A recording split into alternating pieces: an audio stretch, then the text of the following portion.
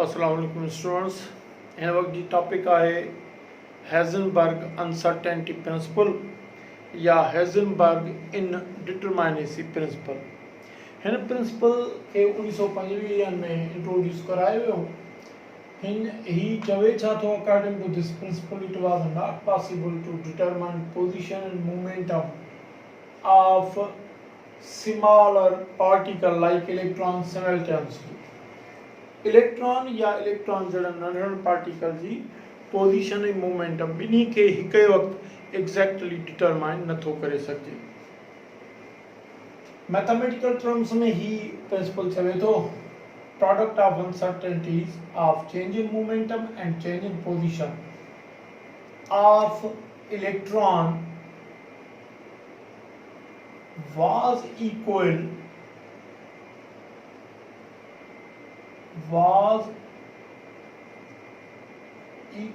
to Planck's constant। Momentum ऐं position ॿिन्ही जे change जी uncertainties जी जेका ज़रबो पता उहा एच प्लैंक्स कांस्टेंट जे बराबरि आहे। इन खां पोइ नंबर 3 में चयो तो it is applicable on case of smaller particles J case में एप्लीकेबल आहे। लार्ज बॉडीज या हेवी बॉडीज जे केस में ही प्रिंसिपल एप्लीकेबल ना है। नंबर 4 इन जी एप्लीकेशन छा है, it made meaningless the concept of bourse orbit as a circular path around nucleus. हिन प्रिंसिपल पढ़ण खां पोइ जेको बोर कंसेप्ट ॾिनो त ऑर्बिट मर्कज़ जी चौधारी सर्कुलर पाथ आहे उहो मीनिंगलेस थी वञे थो। हाणे इनखे थोरो सम्झण जी कोशिशि कयो। ॾिसो डी ब्रोगली इक्वेशन में अचूं त असांखे ख़बर आहे momentum of electron is H upon lambda. Lambda wavelength आहे, यानी कि वेवलेंथ सां मोमेंटम जी उबती रिलेशनशिप आहे। तंहिंजी माना त मोमेंटम एग्जैक्ट कंदो त वेवलेंथ जो वैल्यू घटाइणो पवंदो। जेकॾहिं वेवलेंथ वधाईंदो त मोमेंटम क्लियर न थींदो। हाणे हिते सपोज था कयूं suppose delta px is uncertainty in change in momentum of electron। it means that हाणे जो मकसद इहो थियो त delta px is equal to lambda। ॾिसो डेल्टा px अनसर्टेनिटी आहे, सर्टेनिटी ना है। छा में in change in momentum of electron जे चेंज इन मोमेंटम जी अनसर्टेनिटी आहे, सर्टेनिटी ना है। तंहिंजी माना त लैम्डा जेका आहे इहा अनसर्टेनिटी खे जनम ॾींदी। छाकाणि त जेतिरो लैम्डा वधाईंदासीं ओतिरो अनसर्टेनिटी वधंदी।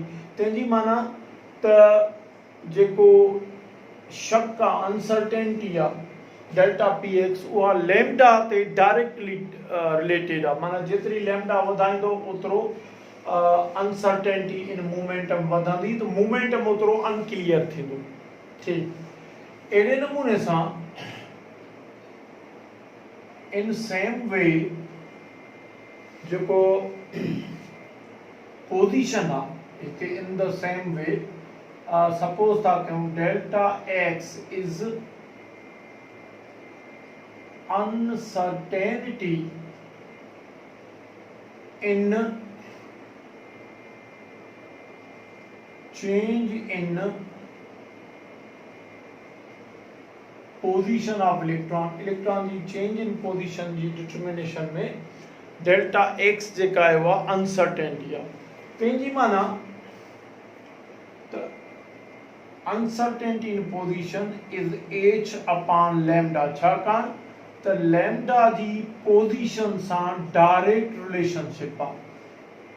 ठीक आहे, जेकॾहिं तव्हां लैम्डा वधाईंदो त पोजीशन क्लियर थींदी, पर उनजो शक अनसर्टेनिटी घटिबी। हाणे जेकॾहिं अनसर्टेनिटी वधंदी त लैम्डा घटिबो, पोजीशन अनक्लियर थींदी। हाणे सपोज था कयूं ही इक्वेशन नंबर 1 आहे, दिस इज इक्वेशन नंबर 2 आहे। हाणे जेकॾहिं मल्टीप्लाई कयूं असां हिननि खे, मल्टीप्लाई इक्वेशन 1 एंड 2, तो पोइ असांखे छा मिलंदो, delta P x into delta x बराबर लैम्डा इंटू एच अपान लैम्डा, लैम्डा लैम्डा में कैंसिल थी वियो, बाक़ी छा बचो, delta P x into delta x बराबर एच प्लस कांस्टेंट, यानी कि ही डेफिनेशन अची वई। तो इनके जेकॾहिं असां मैथमेटिकल टर्म्स में लिखूं तो delta P x into delta x बराबर एच प्लस कांस्टेंट, ठीक है। अच्छा, हाणे जेकॾहिं असां अचूं तो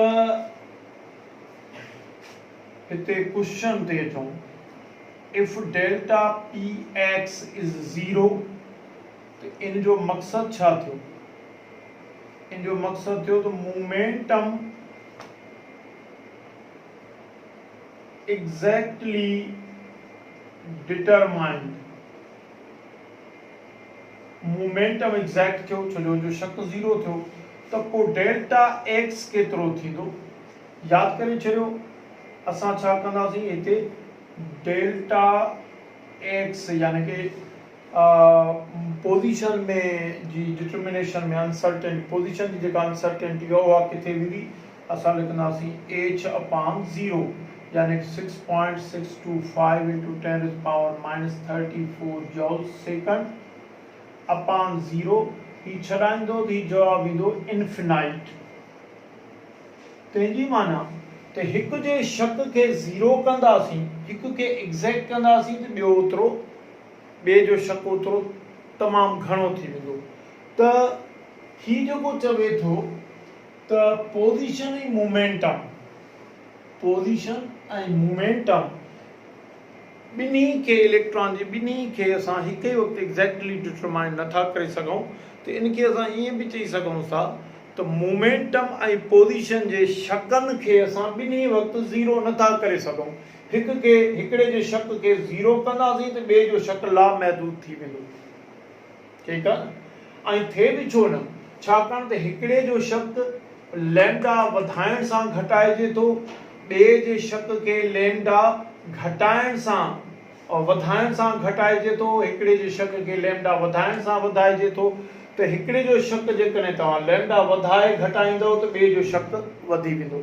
जेकॾहिं हिन शक खे तव्हां डेल्टा पी एक्स खे तव्हां लैम्डा वधाइण सां वधायो था तो पोइ घटायो था, हिन जे घटाइण सां जो शक घटायो था, पोइ हिन जो शक लामहदूद थी वेंदो।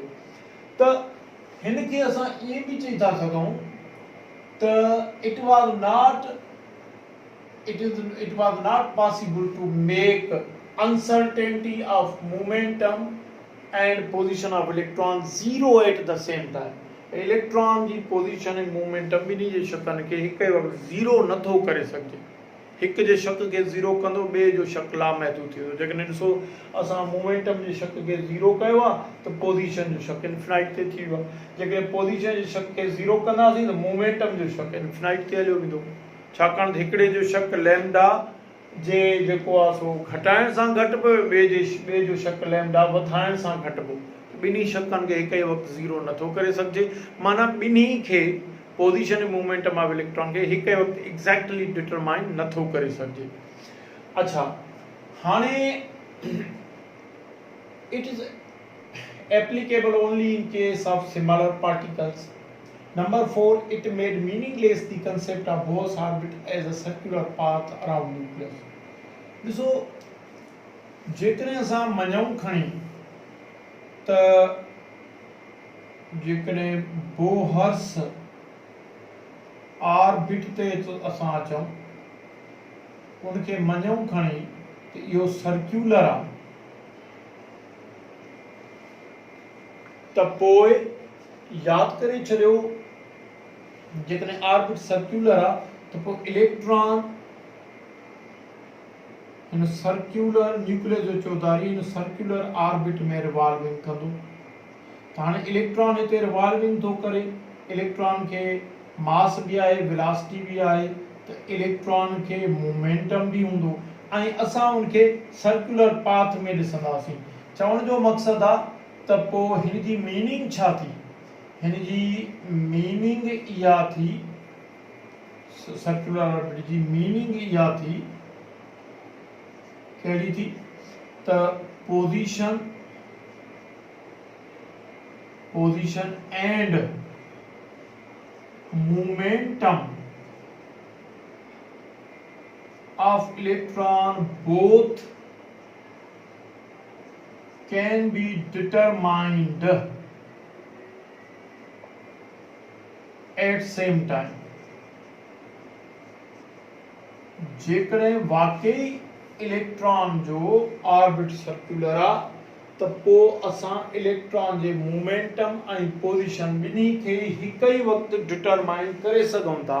हाणे हेज़नबर्ग चवे थो हिकु खे एग्ज़ैक्ट डिटरमाइन कंदो त ॿियो ओतिरो ॿिए जो शक वधी वेंदो, हिकु खे एग्ज़ैक्ट कंदो त ॿियो ओतिरो ग़लति थींदो, यानी कि मोमेंटम खे एग्ज़ैक्ट कंदो त पोजीशन ग़लति थींदी, गैर वाज़े थींदी। जेकॾहिं पोजीशन खे एग्ज़ैक्ट डिटरमाइन कंदो त मोमेंटम गैर वाज़े थींदो। तंहिंजी माना त ऑर्बिट सर्कुलर ई कोन्हे। जेकॾहिं सर्कुलर हुजनि हा त ॿई एग्ज़ैक्टली डिटरमाइन थियल आहे, can be determined exactly at same time. जेकॾहिं ही सर्कुलर हुजे हा त मोमेंटम ऐं पोजीशन ॿई एग्ज़ैक्ट डिटरमाइन थियल आहे, पर हेज़नबर्ग चवे थो हिकु डिटरमाइन थींदो त ॿियो गैर वाज़े थींदो, तंहिंजी माना त ऑर्बिट सर्कुलर ई कोन्हे। त अणसिधी तरह ही बोअस जे सर्कुलर ऑर्बिट खे मीनिंगलेस बनाए थो। हाणे ख़बर पई त इलेक्ट्रॉन मर्कज़ जे चौधारी सर्कुलर ऑर्बिट में रिवॉल्विंग नथो करे, त पोइ कीअं रिवॉल्विंग करे थो, कहिड़ा मोशन्स हुजनि था इलेक्ट्रॉन खे, इन्हनि ॻाल्हियुनि खे ॿुधाइण जे लाइ हाणे ऑर्बिट खां हटी करे असां ईंदासीं ऑर्बिटल ते। ओके, ॾिसो ऑर्बिट जे कॉन्सेप्ट खे, सर्कुलर पाथ खे मीनिंगलेस कयो, त हाणे ऑर्बिट खे छॾे असां हाणे ईंदासीं ऑर्बिटल ते, ऐं ऑर्बिट ऐं ऑर्बिटल जे विच में असां फ़र्क़ु बि पढ़ंदासीं नेक्स्ट इन में त कहिड़ो फ़र्क़ु आहे।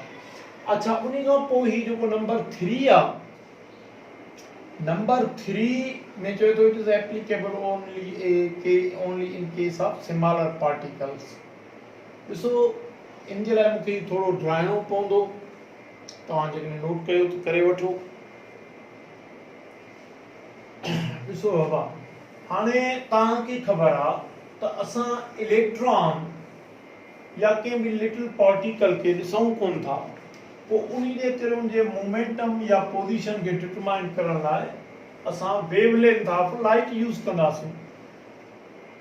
हाणे इलेक्ट्रॉन जे मोमेंटम या पोजीशन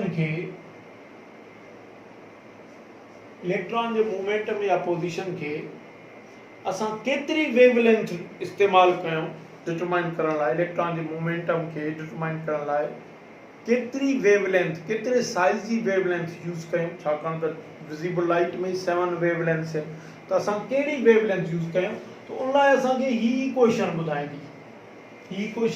इनखे ॾिसो असां ईअं लिखी सघूं था त वेवलेंथ बराबर h अपॉन मोमेंटम।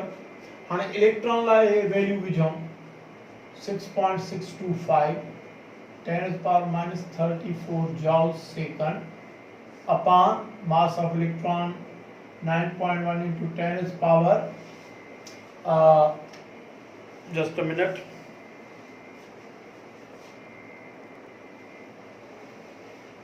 तो डियर स्टूडेंट्स, इलेक्ट्रॉन जे लाइ वेवलेंथ जो वैल्यू असां लगायूं तो h Planck's constant upon mass of electron हेतिरो आहे, velocity of light 3 into 10⁸ metre per second आहे।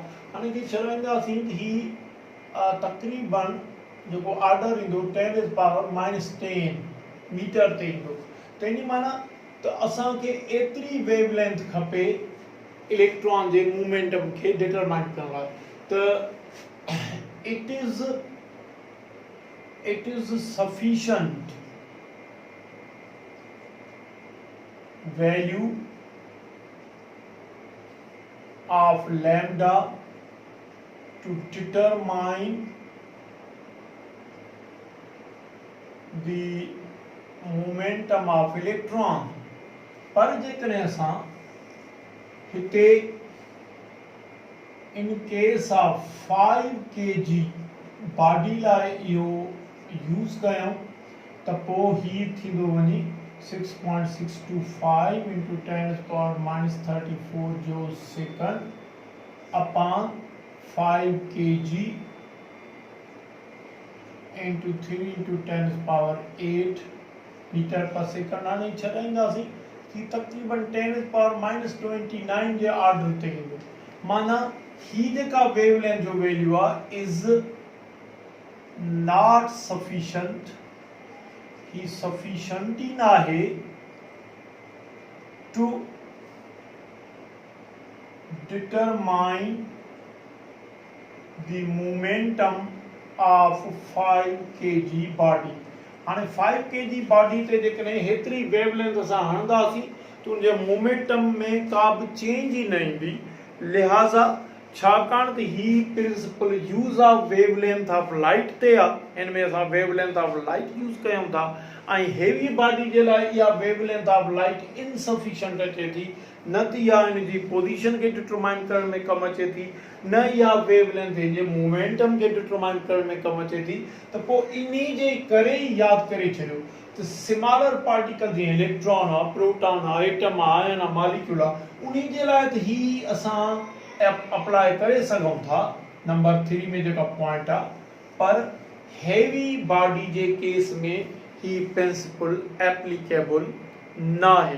हाणे जेकॾहिं तव्हांखे MCQs में अचे त Heisenberg uncertainty principle is applicable in case of option A electron, B में प्रोटॉन, सी में एटम, डी में मॉलिक्यूल, ई में ऑल ऑफ दीज, तो पोइ all of these.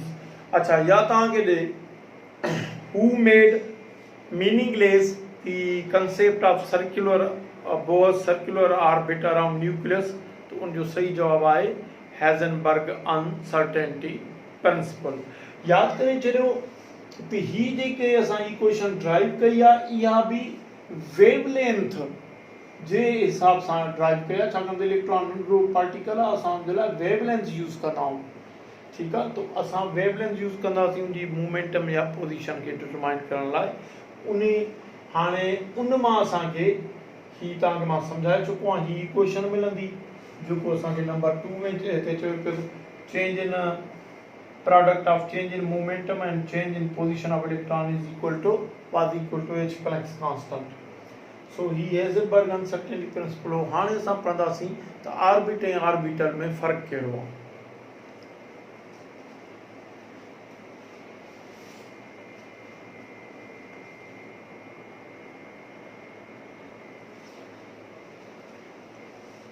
Students, orbit ऐं ऑर्बिटल में फ़र्क़ु कहिड़ो आहे। ऑर्बिट जेको आहे सर्कुलर पाथ आहे around nucleus according to Bohr's theory.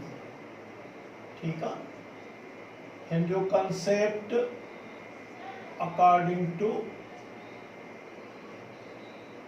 Bohr's theory, हिन जो कॉन्सेप्ट बोहर्स थ्योरी खां पोइ आयो ऐं ही पार्टिकल नेचर ऑफ इलेक्ट्रॉन ते आहे।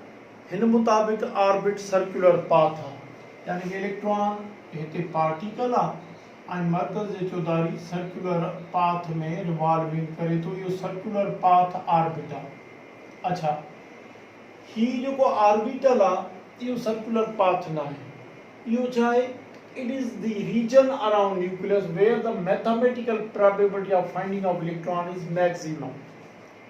मरकज़ जे चौधारी उहो रीजन जिते इलेक्ट्रॉन जी mathematical probability of finding of जेका आहे प्रोबेबिलिटी ऑफ इलेक्ट्रॉन मैक्सिमम निकिरे, उन रीजन खे असां ऑर्बिटल सॾींदासीं। माना ऑर्बिटल मरकज़ जो चौधारी उहो रीजन आहे स्पेस में, एटम में, जिते इलेक्ट्रॉन जे मिलण जी प्रोबेबिलिटी मैक्सिमम निकिरे थी मैथमेटिकली, छाकाणि त प्रोबेबिलिटी मैथमेटिकली निकिरंदी आहे। ऐं इहो तॾहिं आयो जॾहिं असां श्वार्डिंगर जी वेव मैकेनिक इक्वेशन खे सॉल्व कंदासीं त उन मां इहे प्रोबेबिलिटीज़ निकिरनि थियूं। it is based upon wave nature of electron. ही wave nature of electron थे. Also Heisenberg uncertainty principle जेको आहे इहो क्लियर कयो त इलेक्ट्रॉन जी पोजीशन ऐं मूवमेंटम ॿिन्ही खे हिक ई वक़्तु डिटरमाइन नथा करे सघूं. अनसिधी तरह हुन क्लियर कयो त ऑर्बिट सर्कुलर कोन्हे. त पोइ इलेक्ट्रॉन खे मर्कज़ जे चौधारी मैथमेटिकल प्रोबेबिलिटी जे बुनियाद ते फाइंड कयो वियो. तो उहो मैथमेटिकल प्रोबेबिलिटी रीजन मर्कज़ जे चौधारी जिते इलेक्ट्रॉन जी मैक्सिमम प्रोबेबिलिटी मैथमेटिकली निकिरे उन रीजन खे असां सॾींदासीं ऑर्बिटर. इहो वेव नेचर ते आहे. ऑर्बिट पार्टिकल नेचर ते आहे, ही वेव नेचर ते आहे. ठीकु आहे न. अच्छा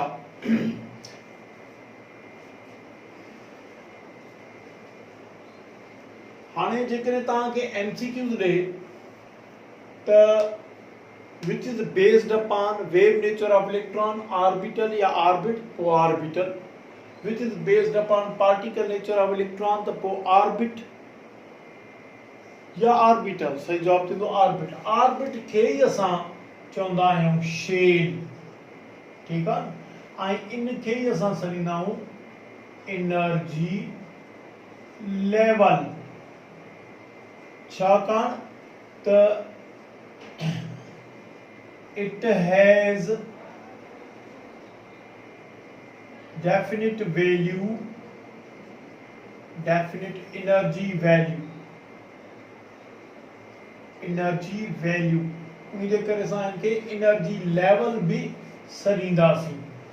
छाकाणि ॾिसो हिते इलेक्ट्रॉन जी एनर्जी हिकिड़ी हूंदी. जेकॾहिं इलेक्ट्रॉन हिते हूंदो त उनजी एनर्जी में फ़र्क़ु अची वेंदो. तंहिंजी माना त हिन एनर्जी लेवल या ऑर्बिट खे मखसूस एनर्जी वैल्यू आहे जंहिंजे करे असां ऑर्बिट शेल या एनर्जी लेवल साॻे ई इन्ही खे चई सघूं था.